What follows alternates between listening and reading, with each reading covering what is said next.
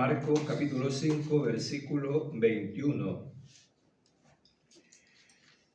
Vamos a leer la palabra del Señor y dice: pasando otra vez Jesús en una barca a la otra orilla, se reunió alrededor de él una gran multitud y él estaba junto al mar.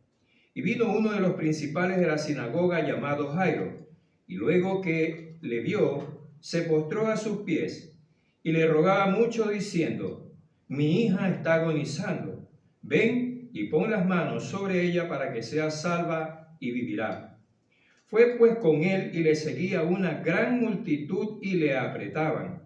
Pero una mujer que desde hacía 12 años padecía de flujo de sangre y había sufrido mucho de muchos médicos y gastado todo lo que tenía y nada había aprovechado, antes le iba peor, cuando oyó hablar de Jesús, vino por detrás entre la multitud y tocó su manto. Versículo 28. Porque decía: si tocare tan solamente su manto, seré salva. Y enseguida la fuente de su sangre se secó, y sintió en el cuerpo que estaba sana de aquel azote. Luego Jesús, conociendo en sí mismo el poder que había salido de él, volviéndose a la multitud, dijo: ¿quién ha tocado mis vestidos? Sus discípulos le dijeron: ¿ves que la multitud te aprieta y dices: ¿quién me ha tocado? Pero él miraba alrededor para ver quién había hecho esto.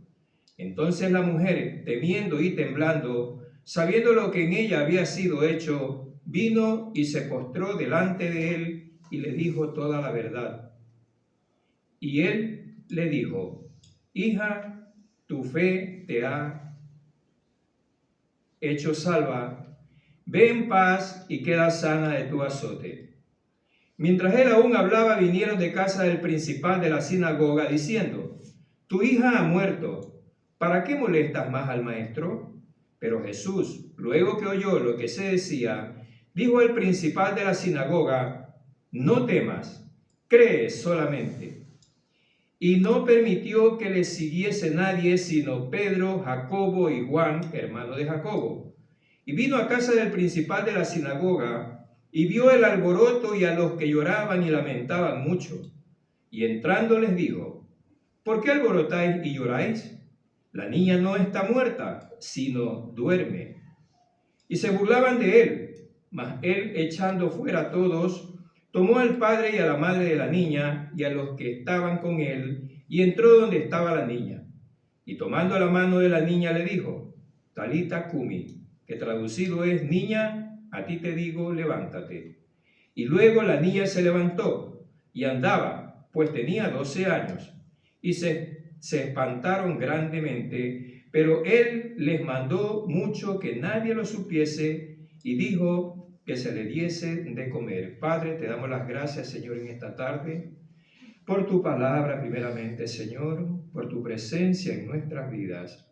Señor, en el nombre de Jesucristo, te pido que tú seas hablando a nuestras vidas, a nuestros corazones, a través de esta porción bíblica, Señor. Todo para la gloria y honra de tu nombre. En el nombre de Jesús. Amén. Amén, hermanos. El título que tenemos en esta tarde es: acércate al Señor con fe y serás bendecido tú y tu familia. Acércate al Señor con fe y serás bendecido tú y tu familia.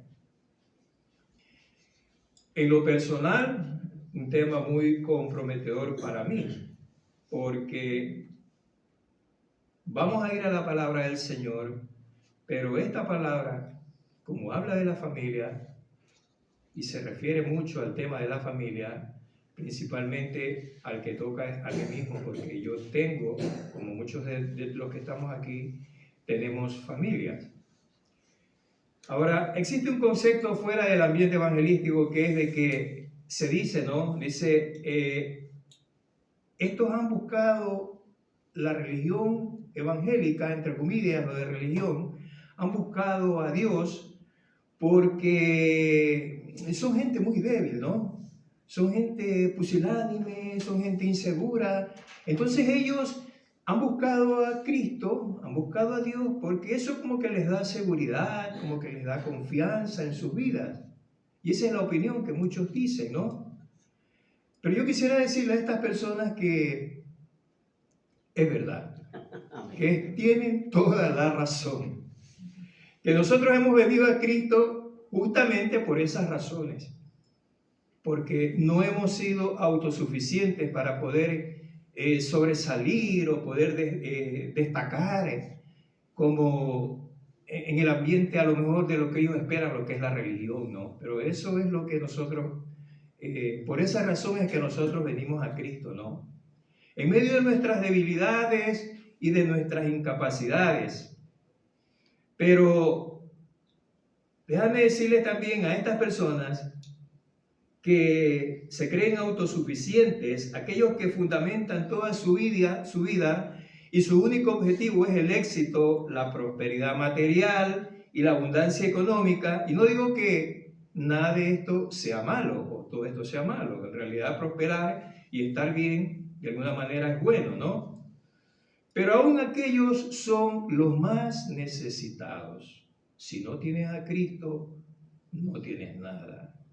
Si no tienes a Cristo, te falta todo. Amén. Amén.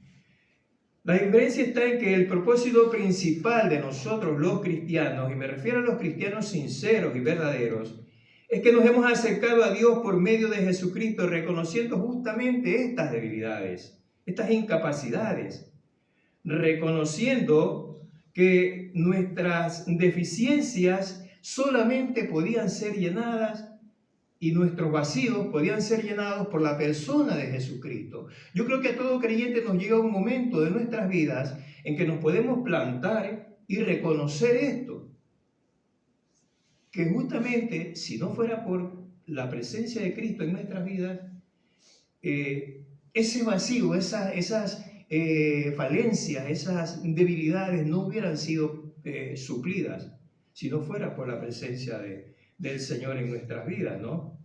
Ahora, estas vidas que nosotros antes vivimos, antes de conocer al Señor, como partes de una familia, tuvieron sus consecuencias. Unas buenas, unas regulares y otras malas con respecto de nuestras familias.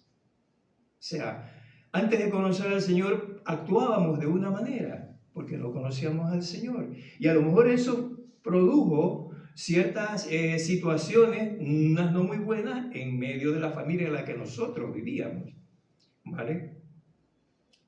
Pero el momento en que vinimos a Cristo como nuestro Señor y Salvador, en ese momento hubo un cambio en nuestras vidas, todos los hemos experimentado, y entonces es cuando hemos visto, o mejor dicho, nuestros familiares habrán podido ver la diferencia del que era antes, del Nelson que era antes y del Nelson que ahora es. ¿No? No justamente como una gran cosa que sea ahora en el momento, pero sí pueden ver cambios sustanciales en la vida de una persona que los animarían a buscar lo que la persona que es cristiana ahora ha encontrado. El padre, la madre, el hermano, el tío, el abuelo, la abuela, el sobrino, cualquiera que sea parte de una familia y que en un momento de su vida llegue a creer y a reconocer a Cristo como su Señor y Salvador, se convierte en una antorcha que lleva luz a su familia. Sobre todo mostrando una forma de vida diferente a la que antes vivía, ya que sus buenas acciones testificarán mejor que sus palabras. Sobre todo cuando antes de convertirse, las palabras que salieron por esa boca no fueron precisamente correctas o edificantes, ¿no? Todo lo contrario. De ahí la recomendación del apóstol Pablo, quien estaba prisionero en Roma por predicar a Jesucristo en este instante de esta epístola, escribe a Timoteo que estaba en la iglesia de Efeso. En 1 de Timoteo capítulo 5, versículo 8, dice, si alguno no provee para los suyos y mayormente para los de su casa, hablándole al cristiano, a los de su casa, ha negado la fe y es peor que un incrédulo. Aquí, aunque el apóstol se refiere a provisión material, de cuidado para honrar de acuerdo al versículo 9 que sigue a este versículo, refiriéndose a las viudas ahí específicamente. La pregunta que es, ¿habrá una provisión más valiosa, más importante, duradera, de proveer la palabra de Dios o el testimonio por medio de una vida que refleja la presencia de Cristo en uno? ¿Habrá algo más valioso que podamos compartir con nuestras familias que justamente eso? La palabra de Dios, el testimonio del Señor, el testimonio de nuestras vidas. Yo creo que no hay cosa más valiosa para compartir con nuestras familias. Porque a la postre, lo que podríamos compartir con nuestra familia en lo material, eso se va a acabar aquí, es momentáneo. Pero compartir a Jesucristo, compartir el testimonio de nuestras vidas, eso le va a servir para esta vida y para la vida eterna. O sea, eso sí es duradero. Bueno, esto es solo la introducción, ¿eh? Ya imagínate cómo está de larga la predicación. Gloria al Señor. No, no es tan largo. Yo lo he dividido en 4 partes, esta parte de la Escritura. Primero, acércate al Señor con fe. Segundo, personas con necesidad enfrentan desafíos a su fe. Tercero, Jesús, y esto entre comillas, se salta las reglas. Y cuarto, para ser salvo necesitas fe en Jesucristo. Primero, acércate al Señor con fe. Acércate al Señor con fe. En la porción que hemos leído, hay 2 coprotagonistas en este relato, porque el protagonista principal es el Señor Jesucristo, naturalmente, que son Jairo, un principal de una sinagoga, y una mujer enferma de flujo de sangre. Y los detalles que muestra la Escritura en esta porción se encaminan como las paralelas de un tren, ¿no? Como los rieles de un tren. Van en la misma dirección, con el mismo propósito, juntas, y llegan al mismo propósito. Entonces, en esta porción yo quisiera resaltar eso justamente, una de las cosas que quiero resaltar, es el paralelismo que hay entre los acontecimientos que pasan con la mujer de flujo de sangre y el hombre principal de la sinagoga, Jairo. Y encontramos el primer paralelismo en la actitud, más que en la forma, con que se acercaron al Señor. Versículo 22 dice: y vino uno de los principales de la sinagoga llamado Jairo, y luego que le vio, se postró a sus pies. Versículo 23. Y le rogaba mucho diciendo: mi hija está agonizando. Ven y pon la mano sobre ella para que sea salva y vivirá. Si nos saltamos al versículo 27, dice, hablando de la mujer con flujo de sangre: cuando oyó hablar de Jesús, la mujer con flujo de sangre vino por detrás entre la multitud. O sea, se acercó y tocó su manto, porque decía: si tocare tan solo su manto, seré salva. Ambas personas se acercaron al Señor con la misma actitud y esperanza, aunque de manera diferente. Jairo se acercó directamente al Señor. La mujer con flujo de sangre vino por detrás, temerosamente, pero la actitud al propósito fue el mismo: acercarse a Dios para ser bendecidos. Hermanos, especialmente a los amigos que nos puedan ver por las redes sociales, ¿no? No importa el tipo o grado de necesidad por el que estemos pasando, pero una cosa sí es segura: si te acercas al Señor con fe en Él y le entregas todas tus cargas, seguro que tu vida no va a ser la misma. Y experimentarás la existencia real de un Dios que obra milagros. Hoy el Señor Jesucristo no está presente con nosotros, ¿no? Pero sus palabras expresadas en Mateo capítulo 11, versículo 28, siguen resonando con la misma actualidad, como si fueran dichas por Él en este mismo momento. Venid a mí todos los que estéis trabajados y cargados, y yo os haré descansar. En Hebreos capítulo 4, versículo 16 también dice: acerquémonos pues confiadamente, esto es, por fe, al trono de la gracia para alcanzar misericordia y hallar gracia para el oportuno socorro.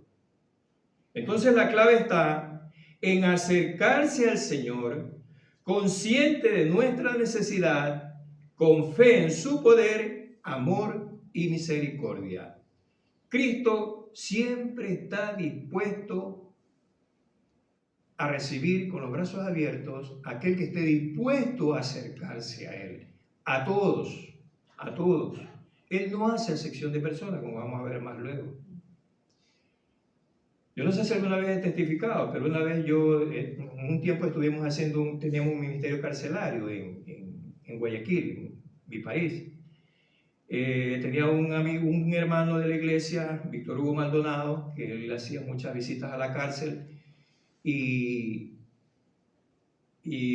yo lo acompañaba a él, ¿no? En una de las ocasiones que lo acompañé me dice: Nelson, te voy a presentar, dice, a Silverio Mendieta.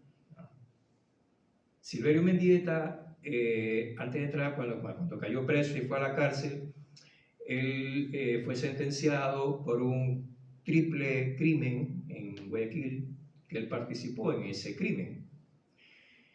Él participó en ese crimen y luego lo capturaron y fue a prisión por 8 años, le salió la sentencia, 8 o 16 creo que fueron, le salió la sentencia.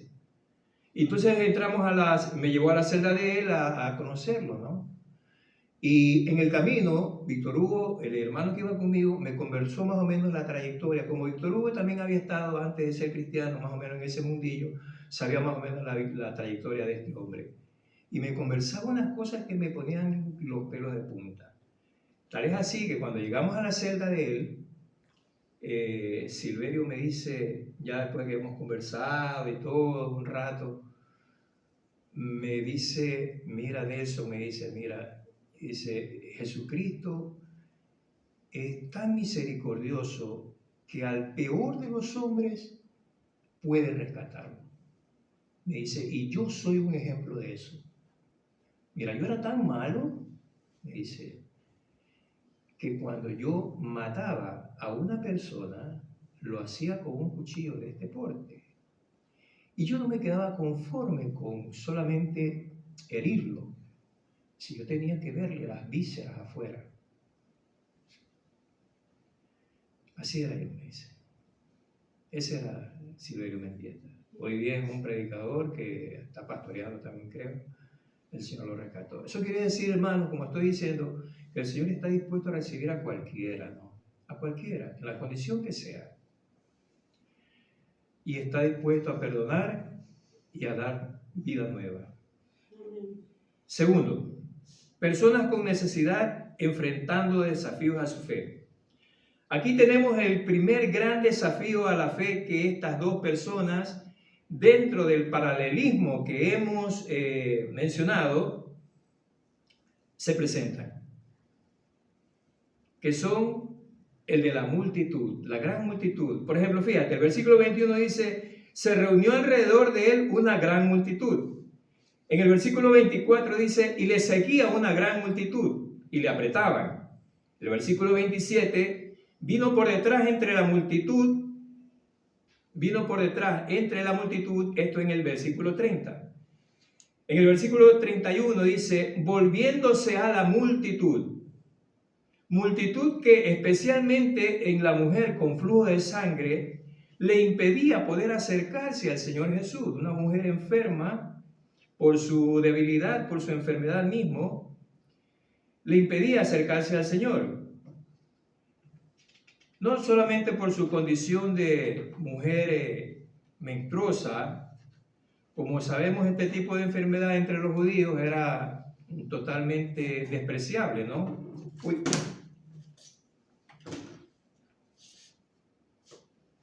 Y padecía de esta enfermedad de flujo de sangre y se la consideraba impura según la ley y lo establecido en Levítico capítulo 11, versículo 24 y 15 y 19.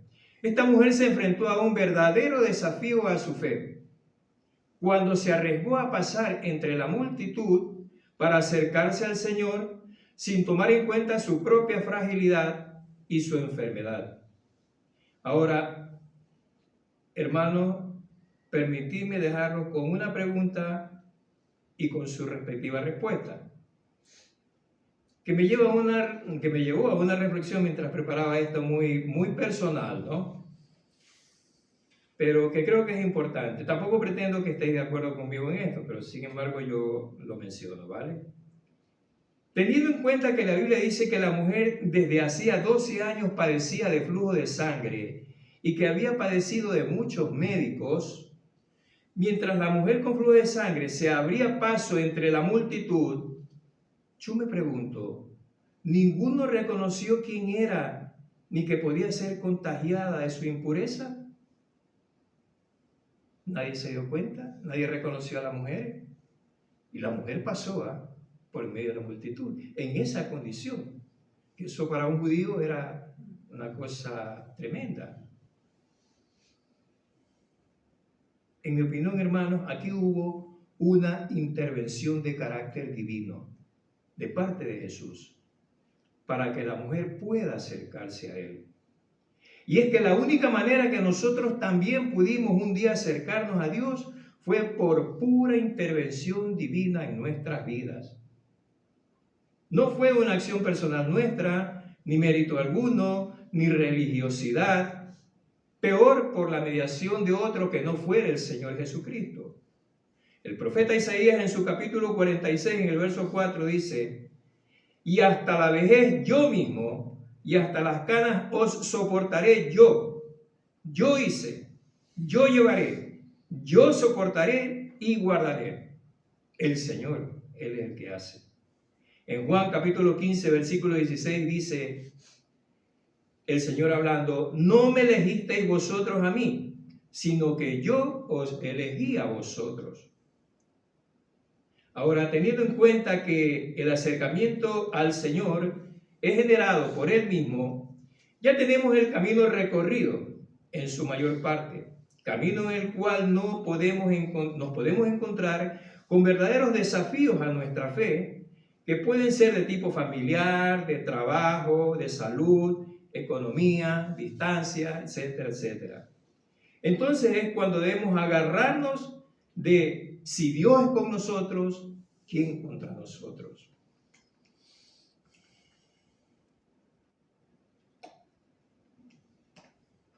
En Romanos capítulo 8, versículo 31 está esto.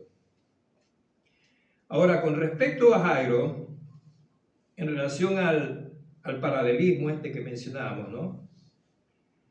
En el paralelismo con la mujer enferma, encontramos lo que se conoce como paralelismo divergente, se llama, creo, esto de aquí.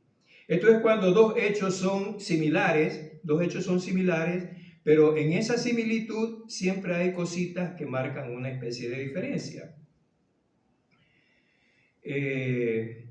Partiendo de que ambos se acercaron al Señor, es probable que para Jairo le fuera más fácil acercarse a Jesucristo, tal vez por su condición principal de la sinagoga, pero no porque Jesús hubiera tomado en cuenta eso, que él era un principal de una sinagoga, sino que teniendo esta, entre comillas, categoría, la multitud por respeto pudo abrir los pasos para llegar a Jesús y postrarse a sus pies. O sea, era un principal de una sinagoga, ¿no? Porque aquí en la parte que estaba leyendo, el autor aquí de un libro explicaba, dice: pero al mismo tiempo, esa condición de principal de la sinagoga, su estatus religioso, era un elemento adicional al desafío de su fe en el Señor.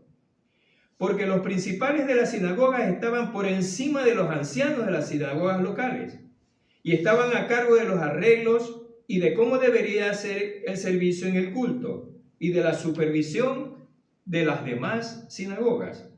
Es decir, era una especie de supervisor de sinagoga. Mira que tenía un cargo alto este hombre, ¿no? Jairo, al acercarse al Señor, estaba echando por tierra todos los estereotipos religiosos establecidos para esta gente de categoría religiosa. O sea, tiró por el suelo todas los prestigios y todas las cosas, ¿no? Al acercarse al Señor Jesús. Entonces, otro aspecto del desafío de la fe de Jairo, por ejemplo, lo vemos también en el versículo 35, donde dice, mientras él aún hablaba, o sea, mientras Jesucristo hablaba, vinieron de la casa del principal de la sinagoga diciendo, tu hija ha muerto, no molestes más al maestro. ¿O para qué molestas más al maestro? Aquí trataban de infundir desánimo en Jairo. Intentaban echar por tierra la declaración de fe que había hecho en el versículo 23, cuando él dijo, ven y pon la mano sobre ella para que sea salva y vivirá.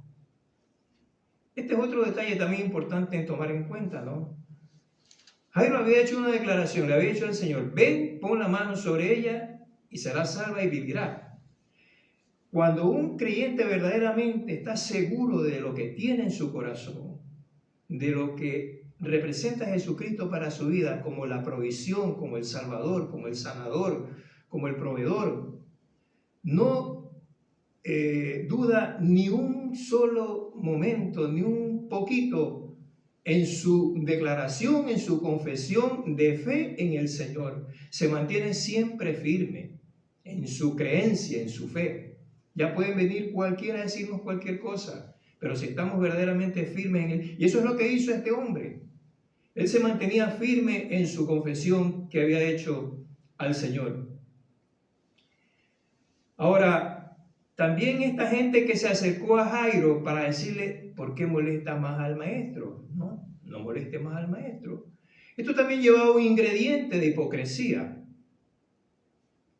Qué preocupados estaban por el maestro. No, uy, qué gente para buena. No molestes más al maestro, hombre. Lo llamaban maestro, pero no se enteraban de lo que les estaba enseñando el Señor. En Marcos capítulo 2, versículos 1 al 5, encontramos uno de los ejemplos más hermosos acerca de lo que es un desafío a la fe del creyente. 4 hombres llevan cargando a un paralítico hasta la casa donde estaba el Señor. Al no poder entrarlo por la cantidad de gente que se agolpaba a la puerta, tuvieron que abrir el tejado de la casa para bajar al paralítico hasta donde estaba Jesús. Conocemos todo ese pasaje, ¿no? Hermanos, aquí tenemos también un principio de vida, un principio universal de vida, que dice, nunca produciremos algo que valga la pena a menos que nos esforcemos en lograr ese propósito. Unos llegamos a ese convencimiento más temprano, otros más tarde, pero se debe llegar a ese convencimiento, se debe llegar a comprobar eso. Fijémonos entonces, por ejemplo, en el versículo 35, en la expresión, tu hija ha muerto. La niña no está muerta, sino que duerme, dijo el Señor, en el versículo 39. Jesús usa esta expresión duerme de manera figurativa. Lo que Jesús quiso decir es que para él la niña no estaba muerta en el sentido estricto de la palabra muerte como las personas lo entendemos, como el final de todo, como el final de los finales, sino que su condición de muerte era temporal y que sería revertida a la vida. Fue exactamente lo que Jesús dijo en Juan capítulo 11, ¿no? Nuestro amigo Lázaro duerme, mas voy a despertarlo. En nuestra vida cristiana hay multitud de situaciones y conflictos, tentaciones, tradiciones, personas que se levantan como barreras, como tropiezos para impedir que seamos bendecidos por el Señor. Pero he aquí, tenemos su palabra que nos manda a esforzarnos y ser valientes. Como lo dice Josué en su capítulo 1, versículo 9 y versículo 18. En Lucas capítulo 13, versículo 24 dice, esforzaos y entrad por la puerta angosta, porque os digo que muchos procurarán entrar y no podrán. Primera de Corintios 16, 13 dice, velad y estad firmes en la fe y portaos varonilmente y esforzaos.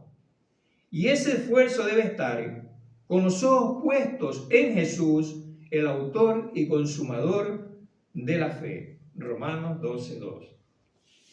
Lo que mencionó José.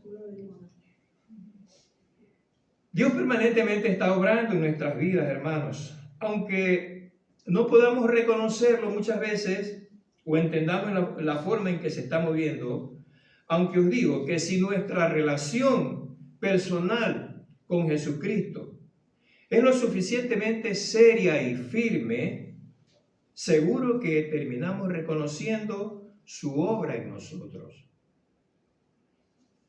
Ahora, hermanos, siguiendo con la señal respecto al paralelismo entre estas dos personas, dentro de la actitud que los dos tienen es evidente la humillación que muestran delante del Señor. Este es otro aspecto también a resaltar. La humillación que mostraron delante del Señor. En el versículo 22 dice: y vino el principal de la sinagoga, llamado Jairo, y luego que lo vio, se postró a sus pies. Versículo 33 dice, hablando de la mujer con flujo de sangre: temiendo y temblando, sabiendo lo que en ella había sido hecho, vino y se postró delante de él y le dijo toda la verdad. Y es que, hermano, ya puede ser uno de gran alcurnia o una persona de prestigio, lo que sea, ¿no? Un importante o un principal de una sinagoga, como también una mujer humilde condición, que había quedado en la ruina yendo a los médicos buscando la solución de su problema. Si en su corazón hay un reconocimiento sincero del Señor Jesucristo y por eso se acerca una persona con un espíritu de humildad delante de Él, no te quepa la menor duda que la respuesta a nuestras necesidades en esa condición que nos acerquemos al Señor será inmediata. El Salmo 51:17 dice: el corazón contrito y humillado no despreciarás tú, oh Dios. Y en Romanos 2:11 dice: porque no hay acepción de personas para con Dios. Tercero, Jesús, entre comillas, se salta las reglas. El versículo 27 dice: cuando oyó hablar de Jesús, vino por detrás entre la multitud y tocó su manto, la mujer con flujo de sangre. Porque decía: si tocare solamente su manto, seré salva. Y enseguida la fuente de su sangre se secó. El paralelo a esta situación está en el versículo 41, donde dice: tomando la mano de la niña, cogiendo la mano de la niña, le dijo: Talita Kumi, que traducido es: niña, a ti te digo, levántate. Es decir, Jesús, a la vista de todos los judíos que lo rodeaban, se estaba saltando las reglas que establecían la prohibición de tocar a un muerto en el caso de la niña o de ser tocado por una mujer menstruosa. Esto está en Levítico capítulo 11, versículo 24 y el 15-19, como ya lo he dicho. Pero no es que el Señor hacía estos milagros y se saltaba las reglas porque era un arbitrario. No. No era una violación a la ley establecida. De hecho, Él había dicho: no he venido a anular la ley, sino para cumplirla. Mateo capítulo 5:17. Sino que estos milagros primero eran como una presentación de sus credenciales de quién era Él, el Mesías, el Hijo de Dios. De hecho, cuando el fariseo Nicodemo se acercó por la noche a Él, le dijo: nadie puede hacer estas señales si no está Dios con él. En Juan capítulo 3, versículo 2. Y en el mismo Evangelio de Juan, en el capítulo 14, versículo 11, el Señor Jesucristo mismo dijo: creedme que yo soy en el Padre y el Padre en mí. De otra manera, creedme por las mismas obras. Es decir, las obras que el Señor hacía era lo que daba testimonio, y no eran obras, entre comillas, sencillitas. Todas eran importantes, pero eran obras de levantar a un muerto, de levantar a un paralítico, de sanar la mano de una mano tullida. Entonces todo eso daban crédito de quién era él en realidad, el Hijo de Dios. Un segundo aspecto que denota acerca de lo que Jesús, entre comillas, se saltaba la regla, y esto es bien importante, hermano. Jesús marca la diferencia de lo que los líderes religiosos y maestros de la ley habían venido practicando por siglos. Y me explico. Esta denuncia del Señor, que hace el Señor, está en Mateo versículo 23, versículo 3. Dice: así que todo lo que os digan que guardéis, guardadlo y hacedlo, mas no hagáis conforme a sus obras. Otra versión dice: no hagáis como ellos hacen, porque dicen y no hacen.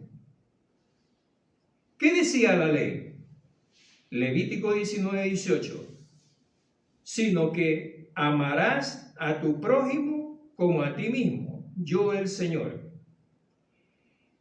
En el caso de tomar la mano de la niña muerta, de la hija de Jairo, y dejarse tocar su manto por una mujer impura, no era una violación de la ley, sino que el Señor, a diferencia de los fariseos y maestros de la ley, él sí hacía lo que decía y estaba cumpliendo la ley. Esa era la diferencia. Cuarto y último punto.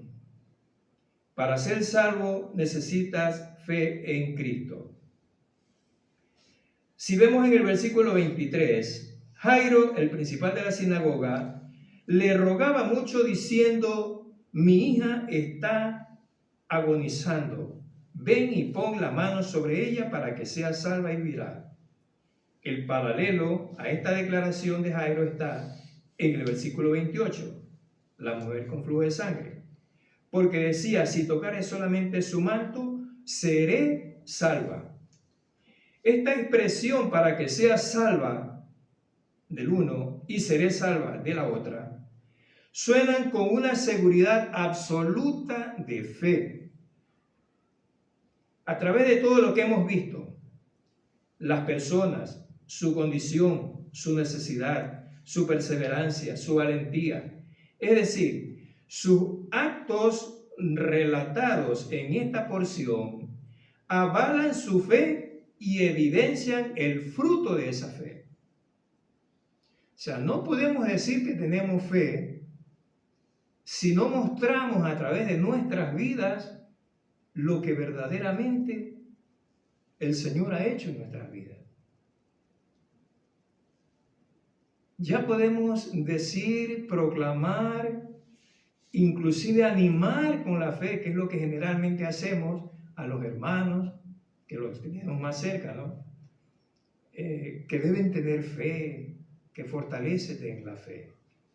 Pero si nuestras propias vidas no dan testimonio de esto, pues vienen a sonar como metal que suena, como dice la palabra, ¿no? Címbalo que retiñe.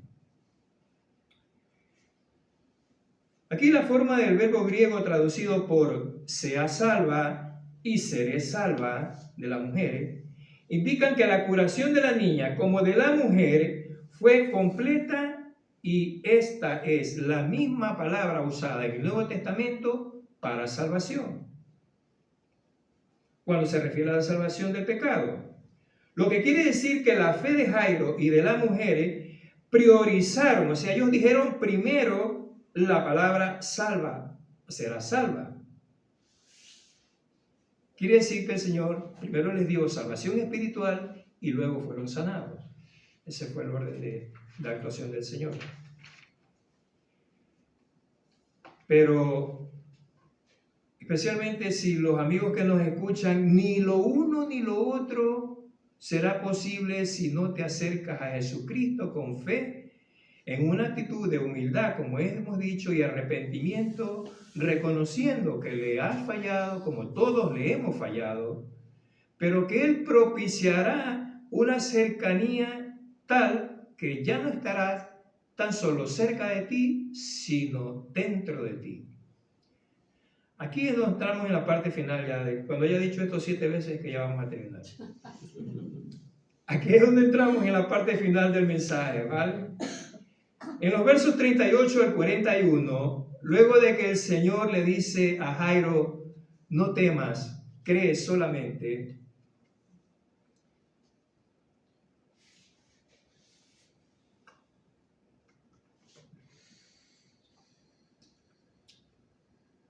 Y en el versículo 37 dice que no permitió que nadie le siguiese, sino Pedro, Jacobo y Juan, hermanos de Jacobo. El versículo 40 dice que se burlaban de él, mas él echando fuera a todos, tomó al padre y a la niña, a la madre de la niña, y a los que estaban con él, y entró donde estaba la niña. Aquí, hermanos, en primer lugar fue una muestra de autoridad del Señor, ¿no? Sacó un poco de gente que no podían estar en ese lugar.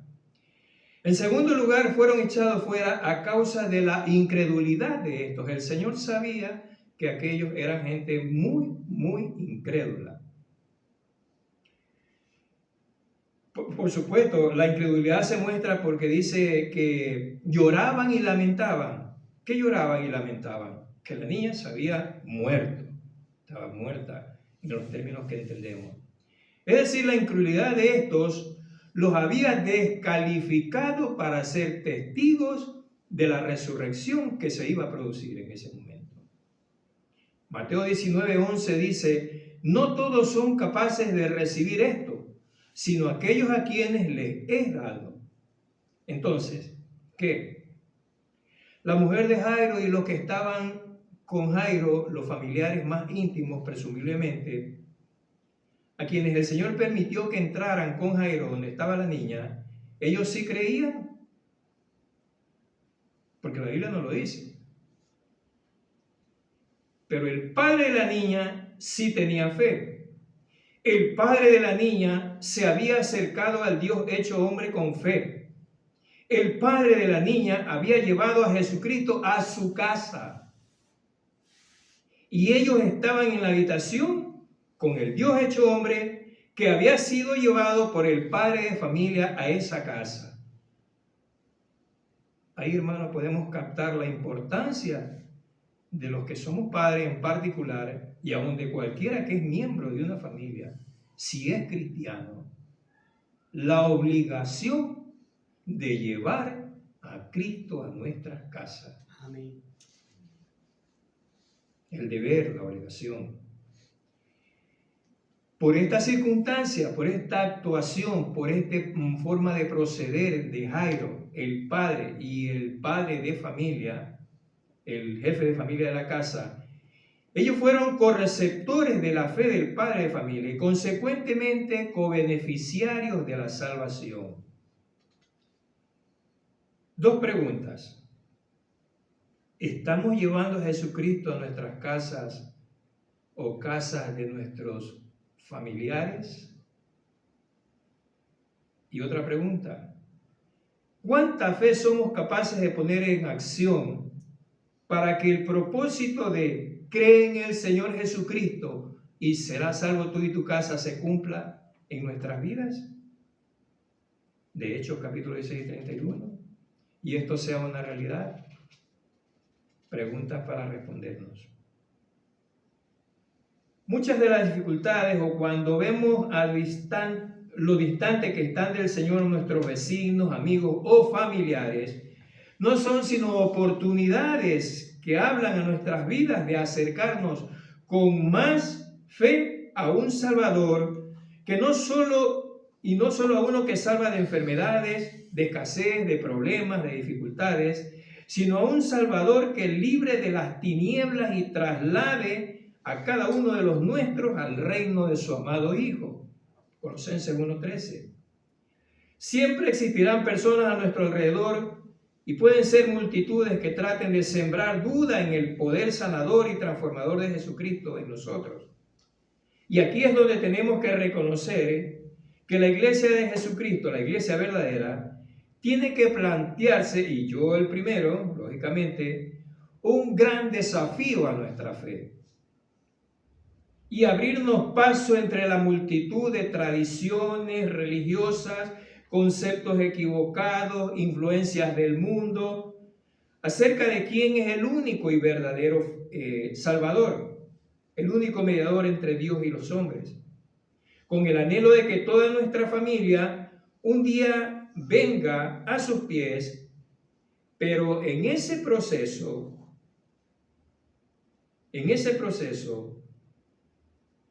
también todos nosotros acercarnos cada día más al Señor para que nuestra familia y no familia sean bendecidos con la más grande bendición que nuestro Dios puede y quiere dar, la salvación de sus almas.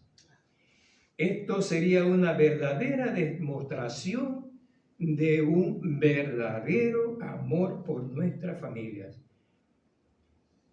Cuando yo estaba preparando esto me acordé de una cosa que pasó con un familiar muy cercano nuestro, ¿no?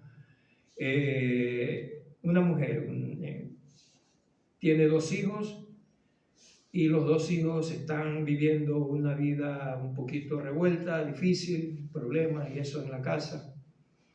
Y un día vinieron a nuestra casa y yo conversando con ella le comencé a hablar del Señor y todo lo demás, ¿no? Y después de que le había hablado mucho del Señor, ella me decía que yo ore por ella, que ore por sus hijos. Y yo le digo, mira, le digo, vamos a hacer una cosa más práctica y más certera, le digo, y lo vas a hacer tú mismo, le digo. Y le pregunto, ¿tú amas mucho a tus hijos? Uy, me dice, yo diera la vida por mis hijos. Dice, yo amo mucho a mis hijos. Pues entonces, mira, en este mismo momento, entrégale tu vida a Jesucristo y deja que el Señor haga la obra en tus hijos. O sea, haz tú tu parte y deja que el Señor haga su parte en tus hijos. Sí, Nelson, lo que pasa es que eso es muy importante y eso es una decisión que es muy importante, de mucha responsabilidad. Y yo, el día que yo haga eso, pues yo tengo que estar muy consciente de lo que estoy haciendo, patatí, patatá, para arriba, para abajo, dar la vuelta y todo lo demás, ¿no? Lo típico. Te voy a decir una cosa, le digo. Tú no amas a tus hijos tanto como dices. Porque si tú amaras a tus hijos, tú dieras la vida por tus hijos, como has dicho. ¿Y por qué no le entregas tu vida a Jesucristo? Hombre, fue un poquito fuerte, no tiene que haber hecho tampoco muy así, tal y tal. Pero era necesario, hermano. Era necesario. Era necesario. Muy bien, hermano.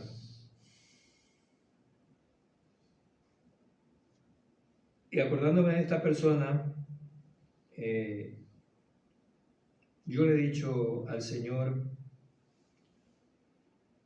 yo no creo que pueda hacer mucho por mi familia, ¿no?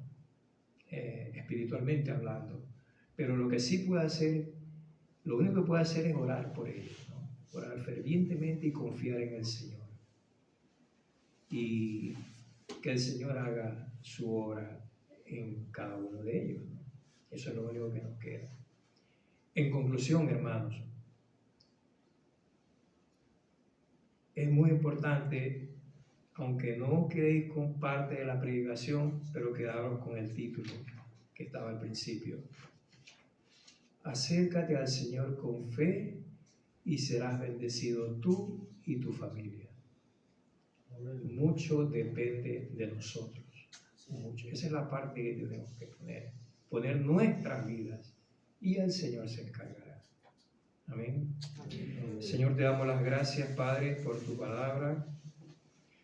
Señor, enséñanos cada día a ser más conscientes de la responsabilidad que tú has dado a nuestras vidas como parte de una familia, Señor. Señor, tú nos has privilegiado con una familia, personas que muchos no tienen, Señor, que están solos en este mundo. Pero tú nos has encargado, Señor, hijos, mujeres, familiares cerca de nuestro Señor, para que les compartamos de tu palabra, Señor, y puedas tú hacer la obra en la vida de ellos y en la vida de cada uno, que a través de ellos también puedan ser salvos. Te doy las gracias, Señor, en el nombre de Jesucristo. Amén y amén. Amén. Dios bendiga, hermano.